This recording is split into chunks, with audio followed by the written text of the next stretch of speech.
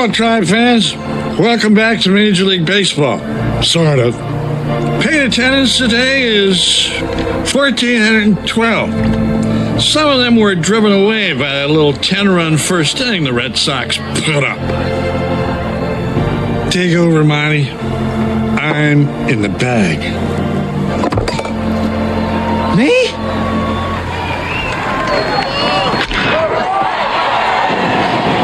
Fly ball. Caught. Rest in peace, Bob Uecker, man. Definitely one of my favorite characters from Major League. You all know that I am diehard Jobu, Sorrento's buddy here, and Bob Uecker, 90 years of age. Rest in peace. So we're getting ready for the Dan Selio show today, and let me get the sound on.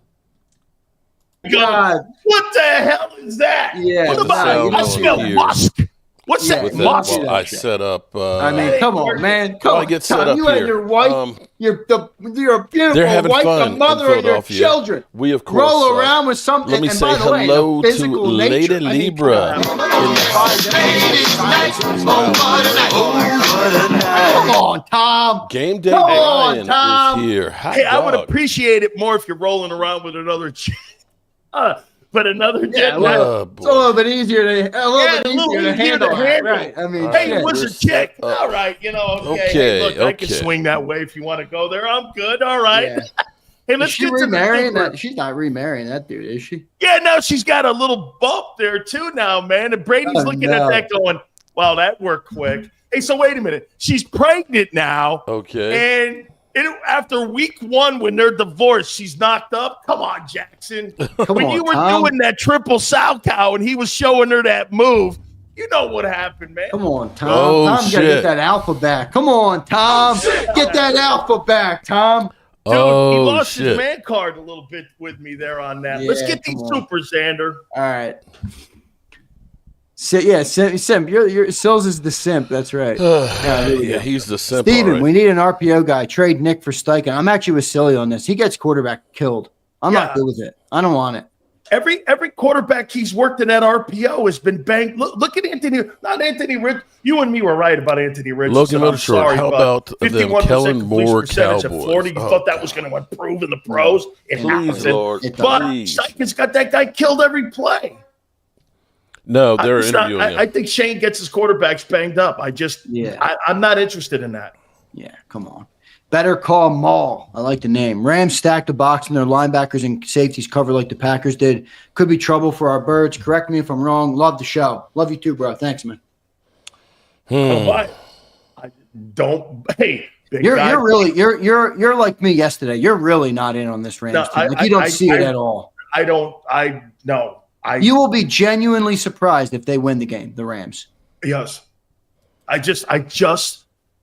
Dude, the quarterback and the coach, give him a puncher's chance. Mm-hmm. And I said it. I'll say it again, and nothing will change. I think the Rams have to overachieve and the Eagles have to underachieve and flop around for at least 2 quarters for them to have a fourth quarter game. Rams have to do everything in their power. They got to play with the lead. They got to get into the fourth.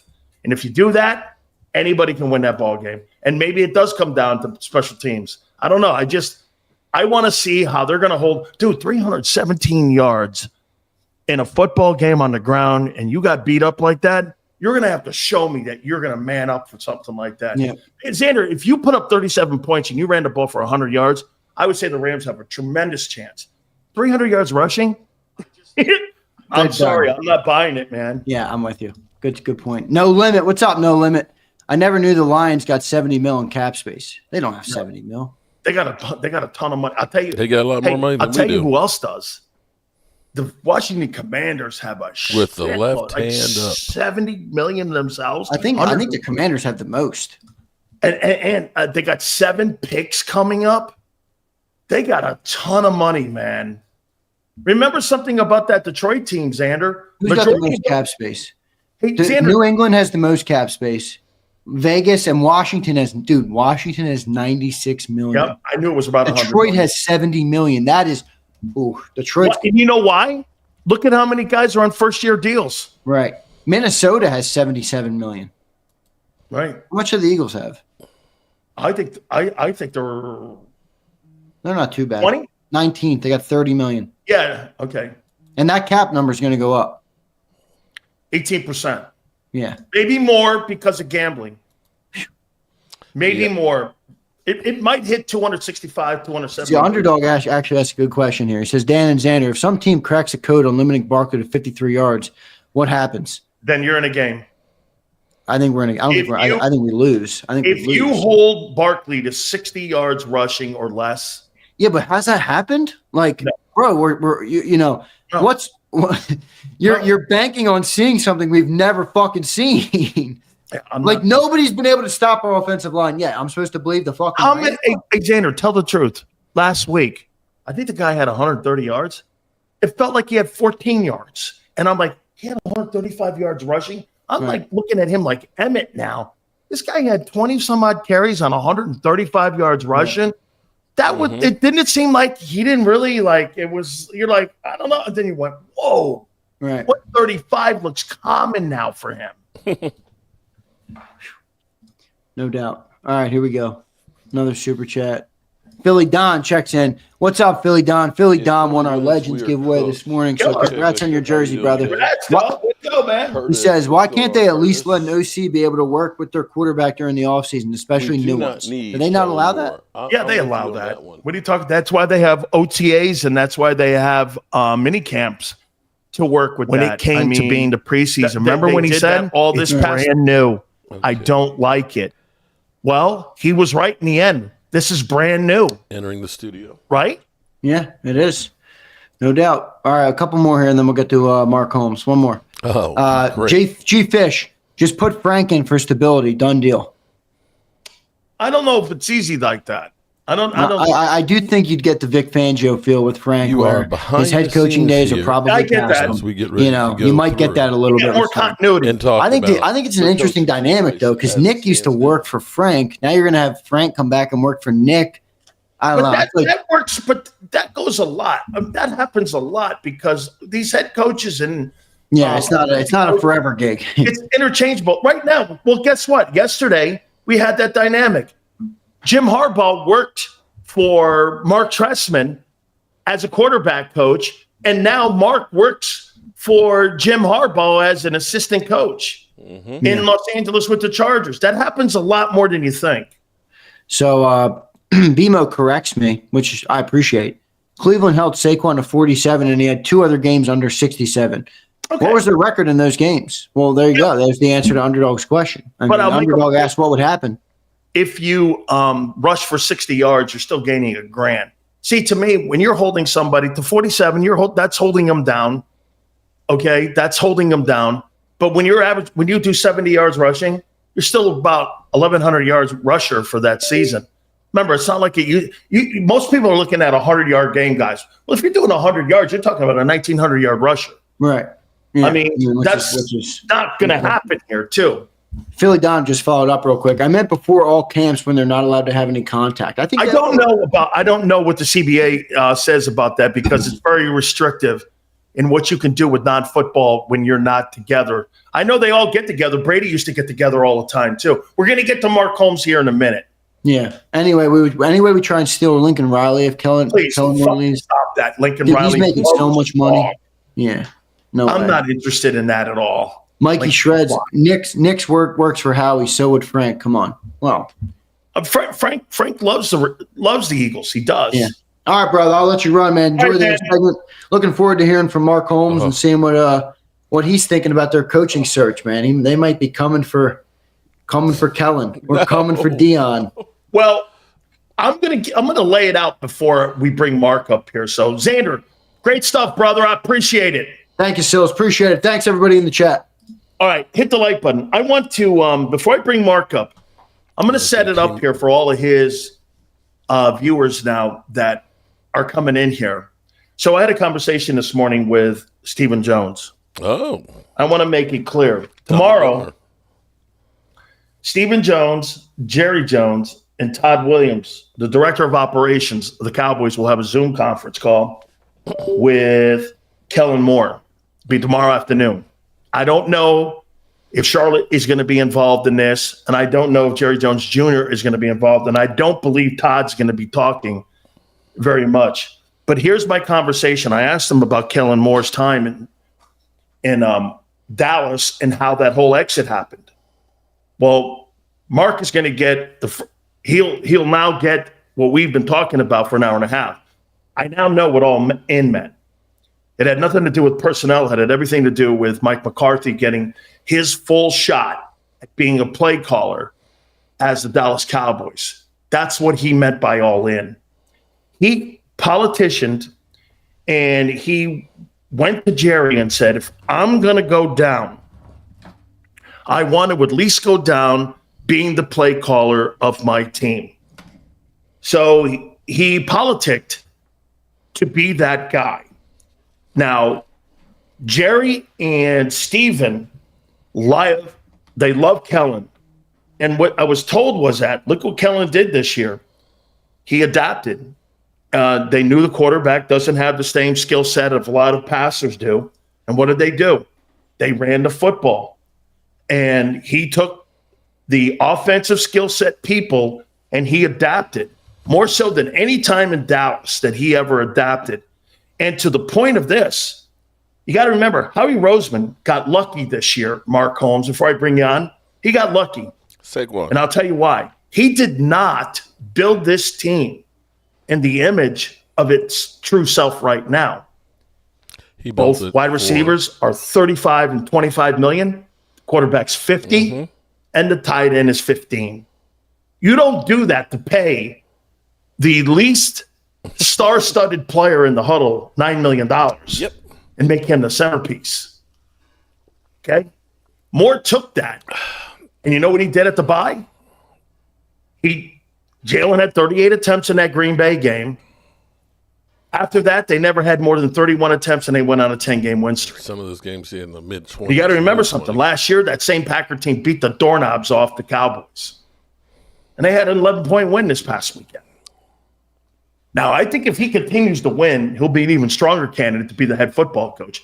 And here's the most important thing on why Moore could fit in Dallas. He listens. Okay? He listens like he listens in Philadelphia. You got to remember something here.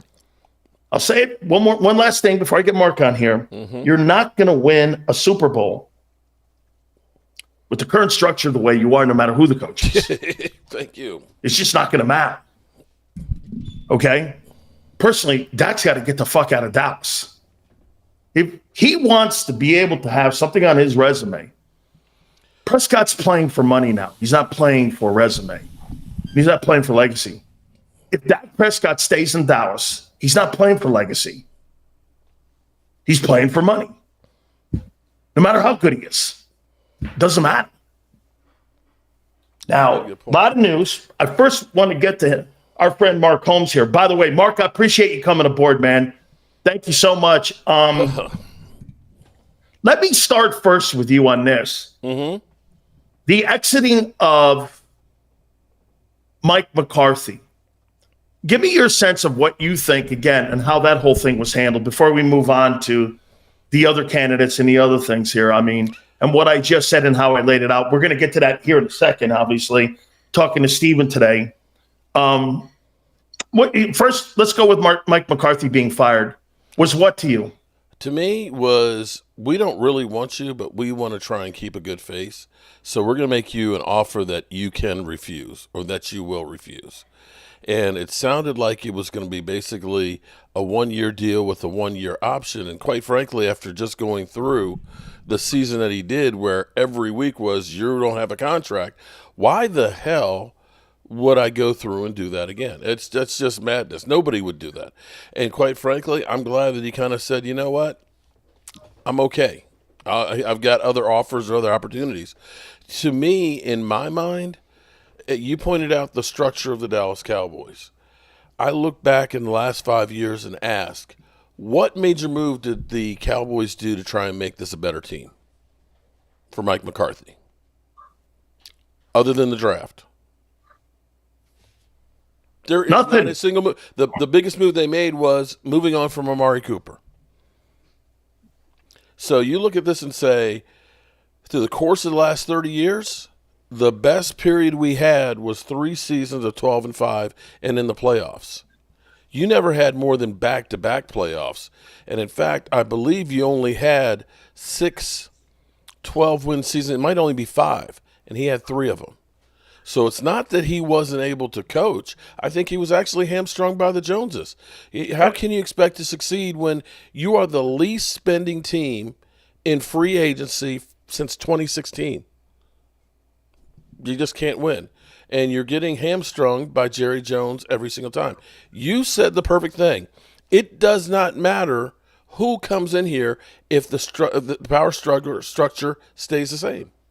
It doesn't matter. Here, Mark. Let me go now into what I talked to Stephen about earlier today. They're going to have a Zoom conference call tomorrow, and Todd Williams is going to be in the room along with Stephen and with Jerry. Obviously, dominated by Jerry. They have a really great love for Kellen. They like the guy a lot. They think a lot of him. He had 2 number 1 offenses when he was in Dallas. He showed one thing. I think he grew this year as a coordinator. I'll tell you why. He figured out the skill set of the quarterback, and he knew the quarterback wasn't good enough to throw the football in the air. And what did he do? He adapted to running the football because he saw it. I mean, think about it, Mark, what I just said. There's not a chance in hell the Eagles are happy with the way that thing has turned out. They're going with it because you know why? They're 15-3. You're not going to upset that right now. But the way they put the team together, that's not what they wanted it to look like. So that's where they think that he has grown as a coordinator is because he looked at the skill set. I mean, Jalen Hurts had 2,900 yards. Yep. They're 15-3. You know, the quarterback doesn't just get the credit for winning. The coordinator's number 1 job is to win ball games, not to make the quarterback look good. Yep. I mean, he made the quarterback look good in Dallas, and it didn't result in any postseason winning. He's making it now, and now they're in the divisional round with a great shot to get to the NFC Championship game. Here's what I'm going to say to you. Okay, now let's be realistic here. When I've looked at the Eagles over the course of the last several years, who's had a better offensive line? The Eagles. Who's had the better running game? The Eagles. Who has had the better wide receiving core? No doubt. Okay. The point, but Mark, wait. Hold on. But last year, they fought that with Brian Johnson and wanted to jam that peg in that square peg in a round hole. And they knew last year they had all those numbers. They had the best O-line, the quarterback. Get this. Both receivers got extensions. And they were 1-6 down the stretch. I agree. This year, this coordinator went like this. Fuck that. We're going to run the ball. Which was winning football. But not only do you need – but here's the problem. We're saying, oh, well, him and Dak Prescott didn't get along. And it's like, what the hell is that? Grounds. Dak Prescott went to that's the Joneses trying to sugarcoat Mark, and act how like in the world would anybody in Dallas look at Mike McCarthy?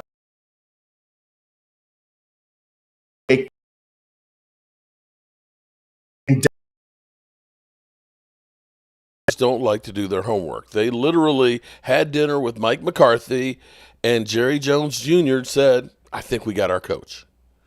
And that was basically it. The bigger question I'm going to ask to you is, did you find out if Will McClay was going to be part of that call?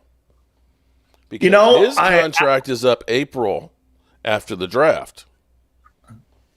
I obviously wanted to know who was going to be in the building there and in the conversation. Obviously, it's going to be Stephen. And Stephen didn't go too much into the into what the power structure is going to be on that conference call here, but I'm assuming that contract is yet to be determined on what they're going to do with him yet. I still think, because I think that's got a lot to do with who they hire, Mark.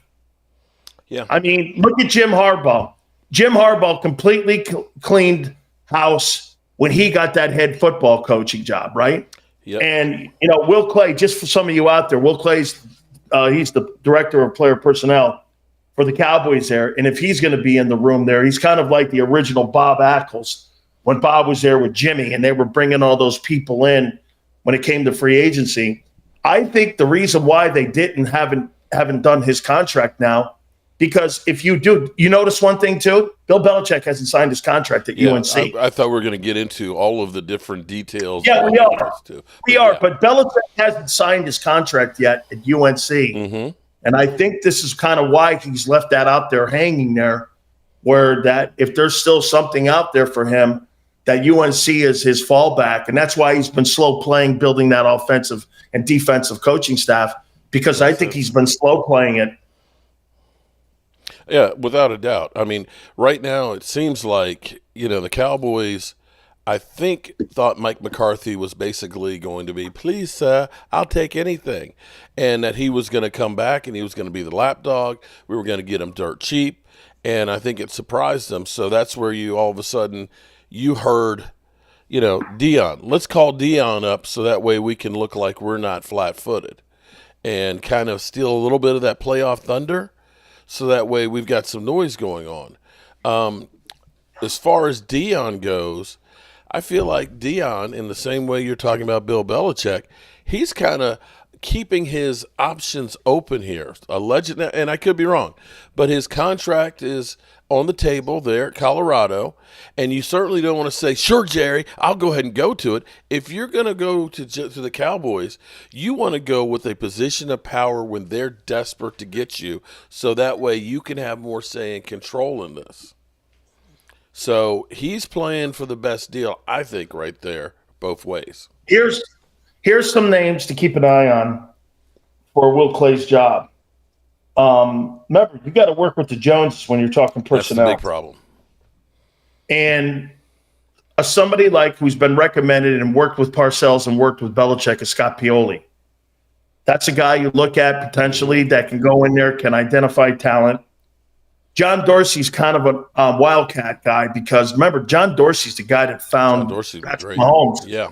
He found Patrick Mahomes. He also built that Cleveland Browns roster. It had nothing to do with the Deshaun Watson deal.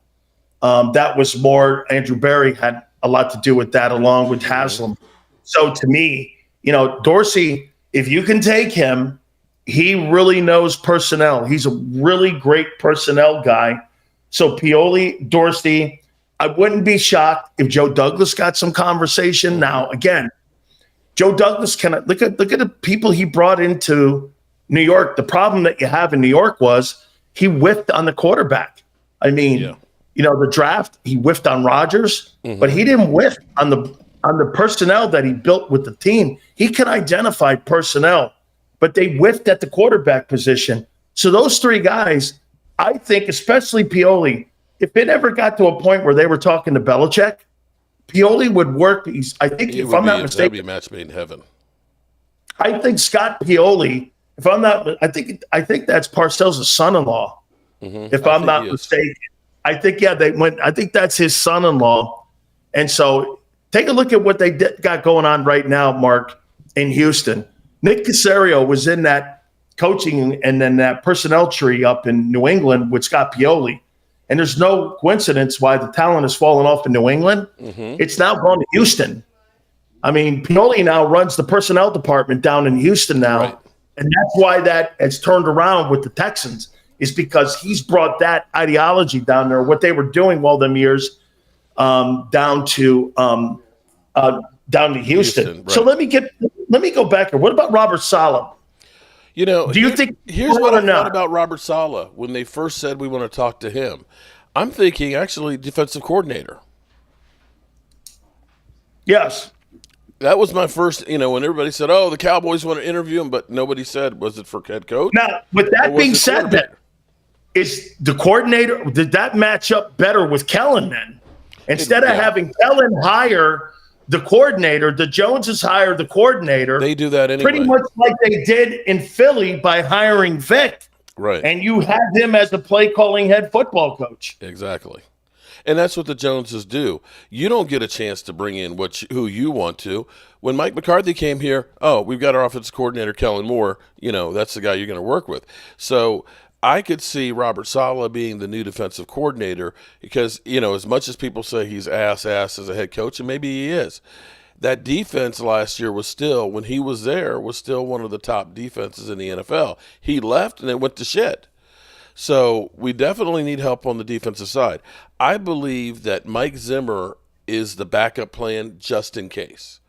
I thought he was talking retirement. He was talking retirement, but he also said everything's on the table.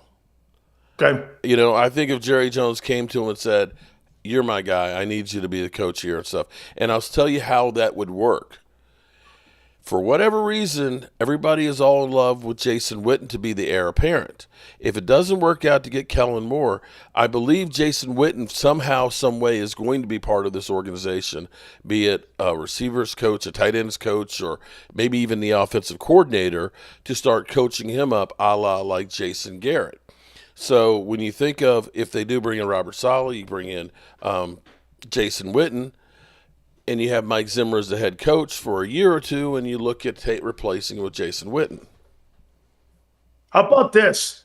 How much say does Dak have? You got a $60 million a year guy in the building in here, man. I would think that you would have some. How about this? Not You would say. think. At least some input on what you're looking for, because, again, I said this before. Coordinators are like finding a wife. Hey, man, just because it looks good doesn't mean it's going to work. Yeah. You've got to find people that are going to work together here and are going to be compatible. Hey, give me a heads up here. Was the relationship with Kellen Moore and Dak a good one? I think they got along actually really well. I was actually, when Kellen Moore first became the offensive coordinator, I was kind of like, how are you going to have, let's say I'm in high school, I'm a junior. I take the starting position from you. How are you now going to be my coach? You know what I'm saying? But that dynamic seemed to work. The thing with Kellen Moore that always would drive me crazy is it would seem like when it got to crunch time in the playoffs, that the things that we would do really, really well, 12 personnel, moving the pocket and things, hurry up offense, would just get forgotten in the playoffs. During the regular season, you'd get, of course, a few trick plays that only tricked us, but for the most part, he wasn't bad except when you got to the big games. Can I say this to you about that? I'm going to disagree a little bit here. I think he had more restrictions in Dallas than he does in Philly. Mm-hmm. I think he had to go along with more of a game plan on what they wanted the team to look like, and he had to follow more in the guardrails in Dallas on what and how the game plan was. Everybody does. In Philadelphia, because you know what he did in Philadelphia? He went against the way Howie Roseman built the team. Mm-hmm. You can't do that in Dallas. Yeah. So when you say, what happened to this? What happened to that? How do you know the influence from the Joneses on the game plan and what they wanted it to look like? Was it more of an impact? Because they meddle in everything. Whereas here, this is why people are going like this. Kellen's offense, you're 15-3. You're moving on to the divisional round with a great chance to go to the NFC title game. Mm-hmm. And this guy now, he went against everything the front office in Philadelphia built. Yeah. Okay? Went against completely everything. You can't do that in Dallas. Well, here's how you know you're screwed, okay? When your buddy, Stephen Jones, signed CeeDee Lamb, he literally said, CeeDee Lamb is going to have to get more touches, 12 to 15 with this contract. Dak Prescott, it's going to be all on him. We literally ended up going through, if you think about this, he was getting 10 touches a game the year before, and he breaks all of the Cowboys receiving records. So now you want to put 2 to 5 more touches on top of it and think that that's going to be a winning formula? If he was able to do that, we're talking about having a 2,600-yard season with about 200 receptions. It's not even possible. So, yes, you're right. The front office dictates a lot of what happens on the field. CeeDee Lamb got paid, we're going to CeeDee Lamb. We used him at least 2 or 3 times every game running the football. I don't want to see my receiver my 34 million dollar receiver running the football. And we refused to really run the football until Dak Prescott was injured. That's when we finally found out, oh, Rico can actually run the football. When we were just digging around and saying, we'll run the ball 15, 20 times a game, but we're going to win with Dak Prescott and CeeDee Lamb. And that's the problem for any coach. Last two here. Leslie Frazier, who's up in Seattle, and Ben Johnson, who's the OC in Detroit. Those two guys, you think they have a puncher's shot at being the head coach of the Cowboys? Leslie Frazier is this cycle's Marvin Lewis. Before they hired Mike McCarthy, they brought in Marvin Lewis. He's the Rooney Rule, unfortunately. Okay. Right. Completely unfortunate. Do you really think the Cowboys are going to hire him for head coach as long as it's been since he's been a head coach?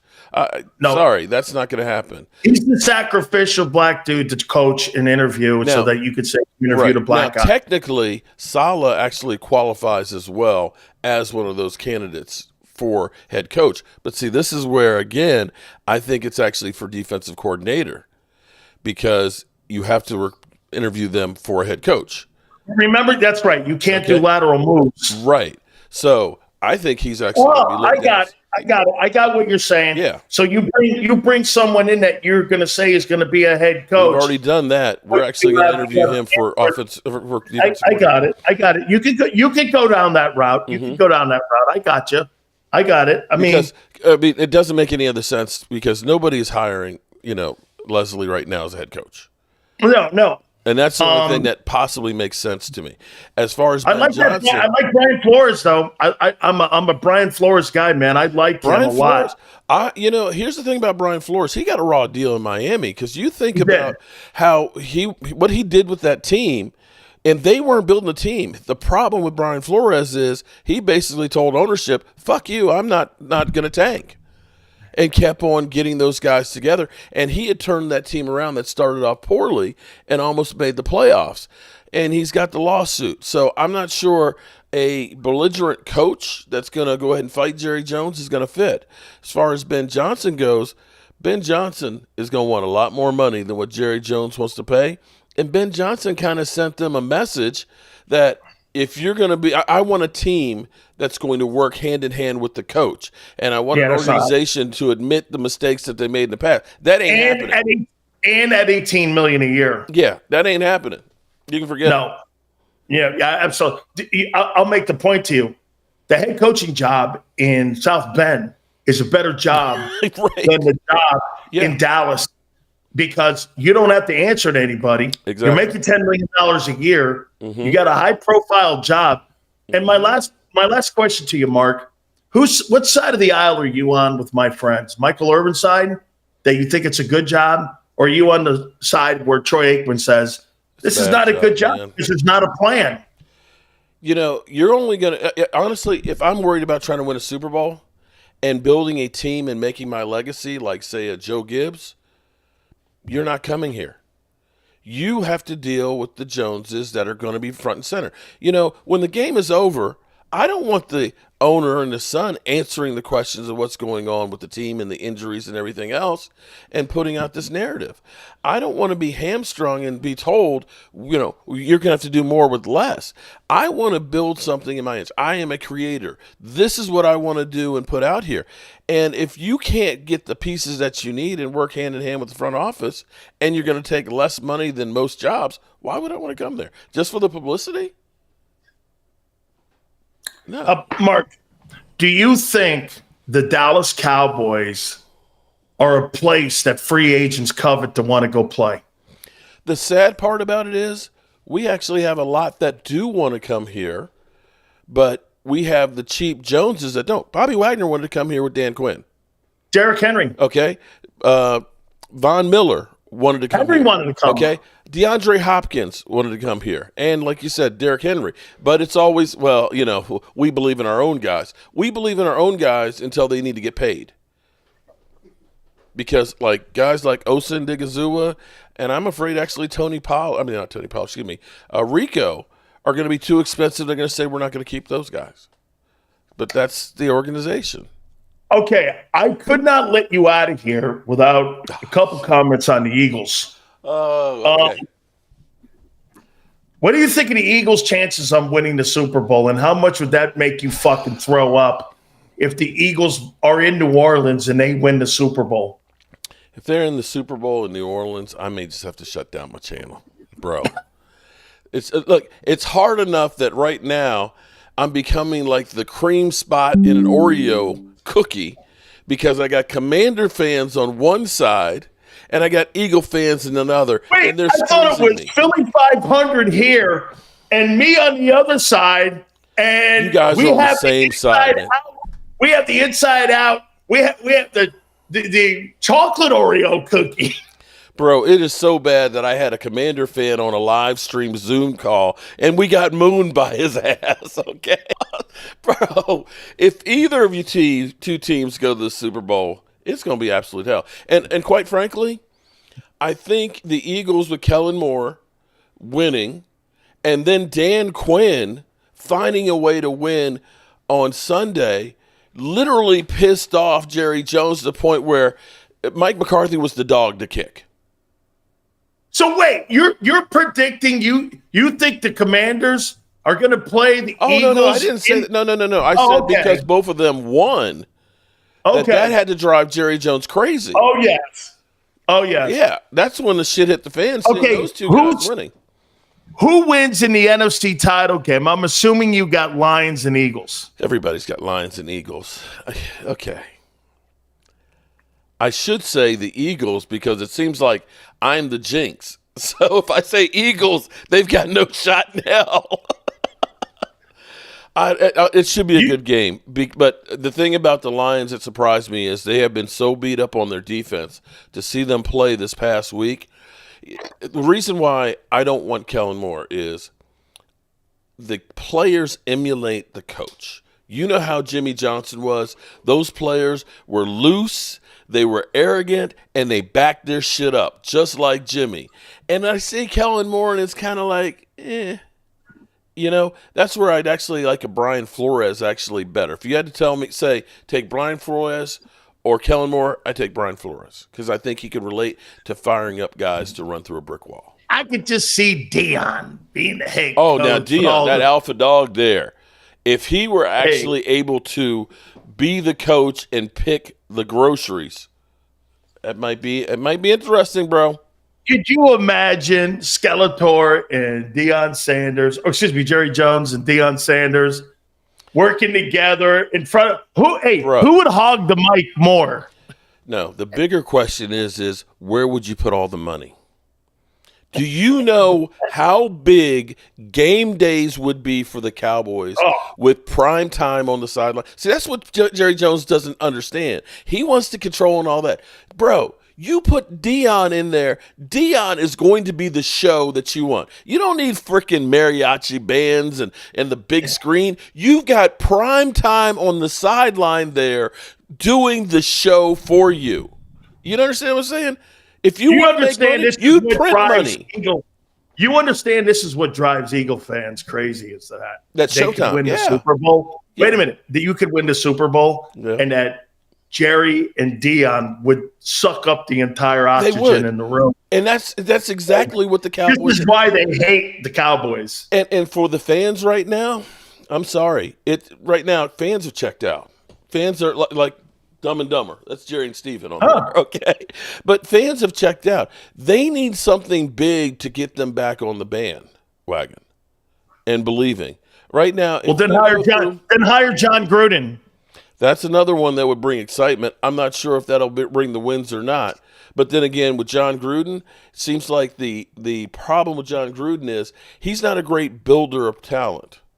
You give him the pieces, he works great with them. He screwed up the Raiders. That's it was what the Cowboys do, though, Mark. Yeah. They want to give you the talent, and he'll go forward. Mark, I got to get out of here. Okay, appreciate it. Yeah, I thought. Wait a minute. I thought you were a wuss yesterday, but you didn't see the man. It was so much shit going on. My head was on. No. I get it. So, hey, next week, man, we'll get you on next week because I'm sure this story's not going to die here with Kellen Moore. Oh, no. Jerry's going to milk it. He's going to milk the hell out of this thing. Man. I appreciate it. Brother, I'll catch you next week. Make sure, guys, you check him out. with our great friends at BetUS as well. Mark, we'll catch you next week, brother. I appreciate it. Thank you very much. Peace out, buddy.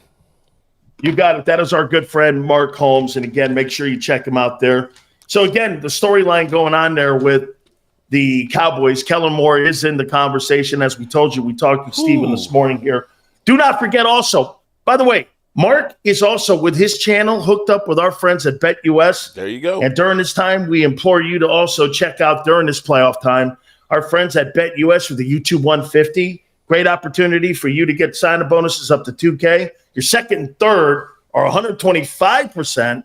And if you're into crypto, you can get from 200% all the way up to 2K. Go to betus.com.pa. That's betus.com.pa. The home of Michael Vick. 24/7 personalized service, 365. Live wagering on all major games. Fastest payouts in the business. Go to betus.com.pa. That's betus.com.pa. And do me a favor. You tell them Big Sil sent you. There you go. If you missed. All right, so good people. Some people are saying that I have a portrait of Jerry and Stephen Jones here. Actually, this is one of my new shirts here. Okay, here take a look at it. Boom. Oh, wrong way. Boom. You like that?